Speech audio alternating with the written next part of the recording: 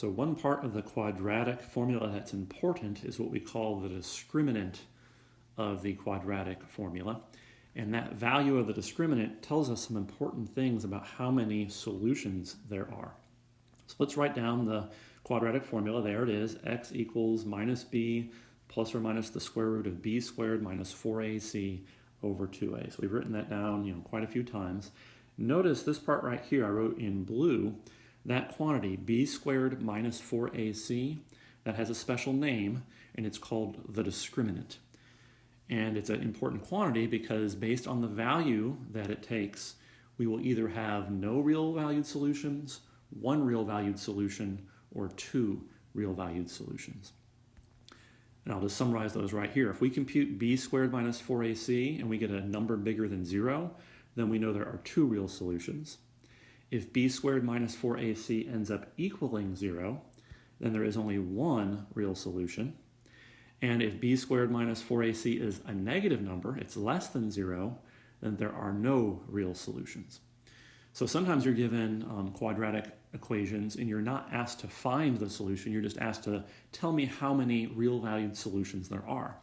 So if that's the case, your job is pretty easy. All you have to do is compute b squared minus 4ac and see if it's bigger than 0 or equal to 0 or less than 0, and then you can tell how many solutions, how many real valued solutions there are.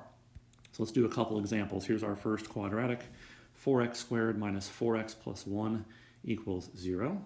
And I want to know how many real valued solutions are there. So all I need to do is compute b squared minus 4ac. So in this case, b is a negative 4, so I've squared that, minus 4 times a. A is also 4. And then times c. c is equal to 1, so I've plugged that in. A negative 4 quantity squared is 16. Minus 4 times 1 is 16. I get 16 minus 16 equals 0. So I've computed the discriminant, and I've obtained a value of 0. So that must mean there is only one real solution. So there's only one real valued solution. All right, let's do another one. Here's our quadratic. 2x squared plus 6x plus 3 equals 0. I'm going to compute the discriminant, b squared minus 4ac. b is 6, a is 2, and c is 3. So I've plugged that in. 6 squared is 36. 4 times 2 is 8. 8 times 3 is 24, so I'm going to subtract off 24. 36 minus 24 is 12. So the discriminant in this case is a positive number, so I now know there are two real valued solutions. All right, one more example. You can probably figure out what case this is going to be. Let's work with the quadratic. 5x squared minus x plus 4 is 0. So b squared minus 4ac, b is a negative 1.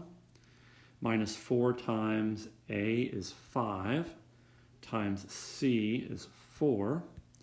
So that's what I get. A negative 1 squared is 1. And then 4 times 5 is 20, times 4 is 80. So I'm going to subtract off 80. 1 minus 80 is a negative 79.